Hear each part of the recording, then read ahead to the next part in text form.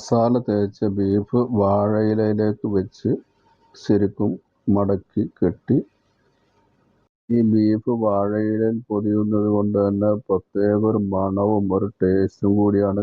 ഇത് വെച്ചിട്ട് നല്ലതുപോലെ കെട്ടിയിട്ട് ഇത് പ്രഷർ കുക്കറിൽ ഇറക്കി വെച്ച് വേവിക്കുകയാണ് ഞങ്ങളിതിവിടെ ചെയ്യുന്നത്.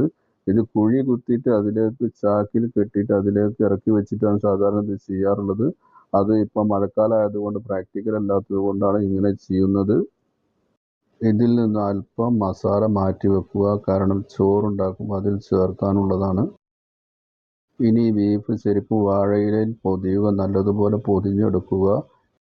വാഴയുടെ നാര് ഉപയോഗിച്ച് ഇത് നല്ലതുപോലെ വരിഞ്ഞ് കെട്ടിയതിന് ശേഷം പ്രഷർ കുക്കറിൽ ഇറക്കി വെക്കുക. ഇതുപോലെ കെട്ടണം, ലീക്കാവാൻ പാടില്ല.